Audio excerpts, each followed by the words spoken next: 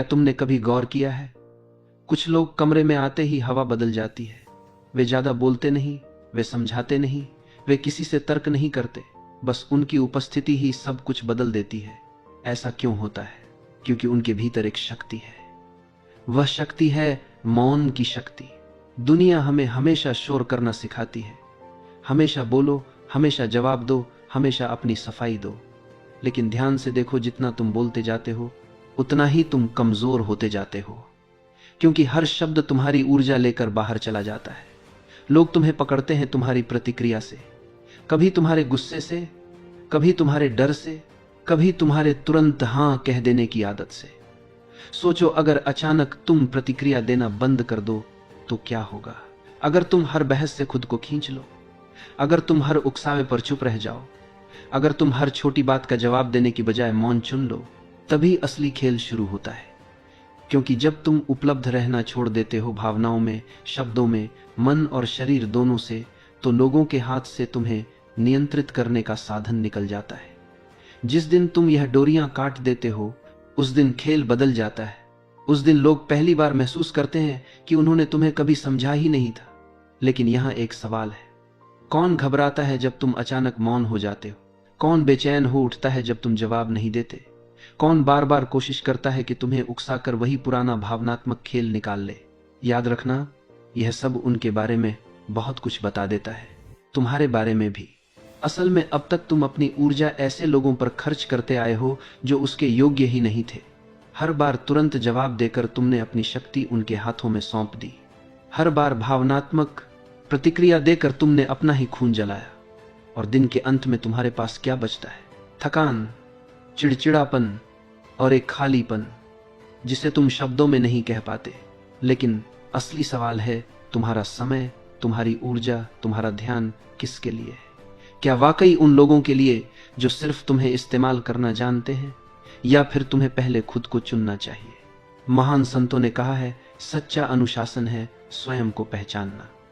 जब तुम यह समझ जाते हो कि चुप्पी 1000 बहसों से ज्यादा ताकतवर है, तो तुम्हारे भीतर एक नई शक्ति जन्म लेती है। लेकिन यह चुप्पी कायरता नहीं है, यह चुप्पी भागना नहीं है, यह चुप्पी है जागरूकता। जब तुम पीछे हटते हो, भागने के लिए नहीं बल्कि होश में आने के लिए, तो वह पीछे हटना एक तपस्या बन जाता है। अब सोचो, कब तक तुम दूसरों की भावनाओं से बंधे रहोगे? कब तक हर बार कठपुतली की तरह नाचते रहोगे? कब तक कोई तुम्हारे घाव पर हाथ रखे और तुम तिलमिला उठो? क्या अब समय नहीं आ गया है कि तुम उन डोरियों को काट दो, थोड़ा रहस्यमय बन जाओ?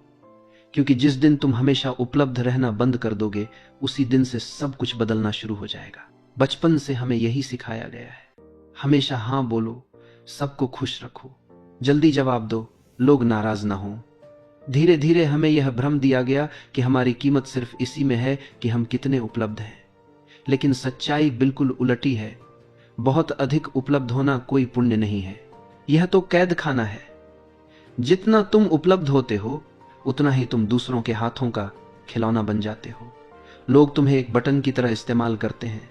जब ध्यान चाहिए तुम्हें दबा देते हैं, जब दिल बहलाना है तुम्हें खोज लेते हैं, जब सहारा चाहिए तुम्हें याद कर लेते हैं, और काम पूरा होते ही तुम्हें किनारे रख देते हैं। कितनी बार तुमने सिर्फ इसलिए मुस्कुराया क्योंकि तुम ना कह नहीं पाए? कितनी बार थकान के बावजूद जवाब दिया क्योंकि डर था कि कोई नाराज ना हो जाए? कितनी बार अपनी सच्ची भावना छुपा ली सिर्फ इसलिए कि कोई तुम्हें ठुकरा न दे? यही है आत्मत्याग, यही है खुद से धोखा, और यही है वह जाल जिसमें आज ज्यादातर लोग फंसे हुए हैं। यहां तक कि हमारी ऊर्जा भी असीमित नहीं है। हर हां, हर प्रतिक्रिया हमारे भीतर से कुछ निकाल ले जाती है। और जब यही ऊर्जा बार बार व्यर्थ खर्च हो जाती है, तो हम खोखले हो जाते हैं। लोगों को तुम्हारी परवाह नहीं है, उन्हें सिर्फ तुम्हारी उपयोगिता चाहिए, तुम्हारा साथ, तुम्हारा सहारा, तुम्हारी संवेदना, बस उतनी देर तक जब तक उन्हें जरूरत है। लेकिन जिस दिन तुम सीमाएं खींचते हो, जिस दिन तुम कहना शुरू करते हो बस अब और नहीं, उसी दिन वे लोग तुम्हें बदला हुआ, अजीब और ठंडा कहने लगते हैं। असल में तुम नहीं बदले, बस अब तुम उनके लिए उपयोगी नहीं रहे। और यही है सबसे बड़ा सच, जितना तुम उपलब्ध रहोगे उतना ही तुम्हारी कीमत गिरती जाएगी। क्योंकि जो चीज हर वक्त मिल जाए वह रद्दी कागज बन जाती है। किसी चीज की इज्जत तब होती है जब उसे पाने के लिए मेहनत करनी पड़े, और जब तुम हर समय मौजूद हो तो कोई तुम्हारी कीमत क्यों मानेगा। तो सोचो, तुम्हारा समय किसे देना चाहिए, तुम्हारा ध्यान किसे देना चाहिए, तुम्हारी उपस्थिति किसे सच में इसके योग्य मानते हो। और उससे भी बड़ा सवाल है, कौन तुम्हारी अनुपस्थिति का हकदार है। क्या तुमने नदी को बहते देखा है? वह बहती है पर शोर नहीं करती, उसका अस्तित्व ही संगीत है। इसी तरह जीवन का असली संगीत है मौन। जब तुम भीतर से शांत हो जाते हो तो तुम्हें किसी शब्द की जरूरत नहीं पड़ती, तुम्हारी उपस्थिति ही काफी होती है। लेकिन इंसान को बचपन से यही सिखाया गया है, हर बात का जवाब देना जरूरी है, कोई कुछ कहे तो तुरंत प्रतिक्रिया देना जरूरी है, चुप रहना कमजोरी है, जवाब देना ही ताकत है। यही सबसे बड़ा भ्रम है। असल में सच्चा ताकतवर वही है जो हर सवाल का जवाब देने की जरूरत नहीं समझता, जो अपने मौन से दूसरों को असहज कर दे, जो अपनी चुप्पी से लोगों के भीतर सवाल जगा दे। क्योंकि मौन तुम्हारा बचाव भी है, मौन तुम्हारा कवच भी है, और मौन तुम्हारा शस्त्र भी है।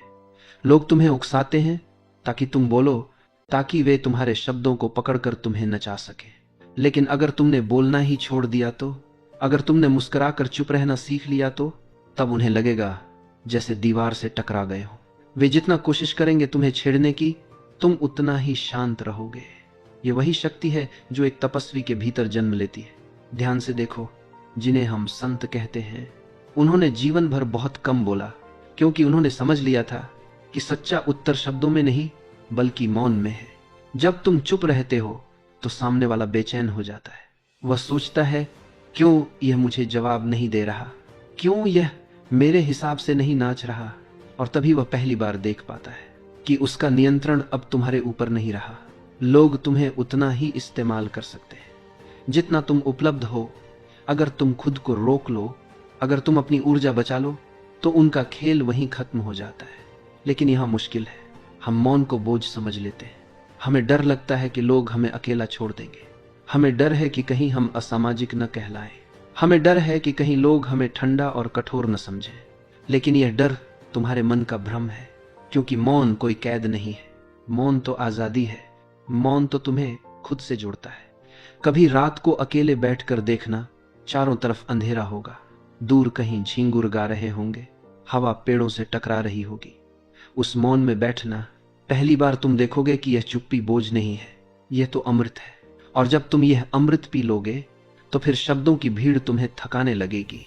फिर तुम भीड़ में रहकर भी भीतर से अकेले हो जाओगे, और वही अकेलापन तुम्हारी ताकत बन जाएगा।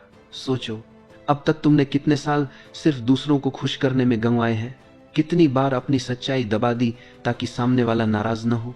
कितनी बार खुद को झूठी हंसी के पीछे छुपा लिया ताकि माहौल बिगड़े नहीं। हर बार तुमने अपने भीतर एक घाव बना लिया। हर बार तुमने अपने मौन को तोड़ा और दूसरों को अपनी ऊर्जा सौंप दी। परिणाम, थका हुआ मन, टूटा हुआ आत्मविश्वास और खालीपन।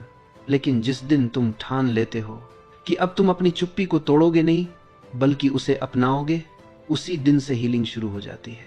मौन तुम्हें घाव से बाहर खींच लेता है, मौन तुम्हें जोड़ देता है तुम्हारी असली आत्मा से, और तब जीवन बदल जाता है।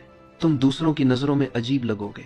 लोग कहेंगे यह बदल गया है, कोई कहेगा अब यह ठंडा हो गया, कोई कहेगा इसमें पहले जैसी नहीं रही। लेकिन असलियत यह है, अब तुम खिलौना नहीं रहे, अब तुमने अपनी डोरियां वापस ले ली हैं। अब तुम वह नहीं रहे जिसे कोई भी नचा सके। और यह बदलाव, यही है असली आजादी। कभी गौर किया है, सबसे ज्यादा थकान हमें काम से नहीं होती, लोगों से होती है। उनके सवालों से, उनकी उम्मीदों से, उनकी शिकायतों से। और हम क्या करते हैं, हम हर बार उनकी हर मांग के आगे झुक जाते हैं, क्योंकि हमें डर है कहीं कोई नाराज न हो जाए, कहीं कोई हमें छोड़ न दे, कहीं कोई हमें अस्वीकार न कर दे।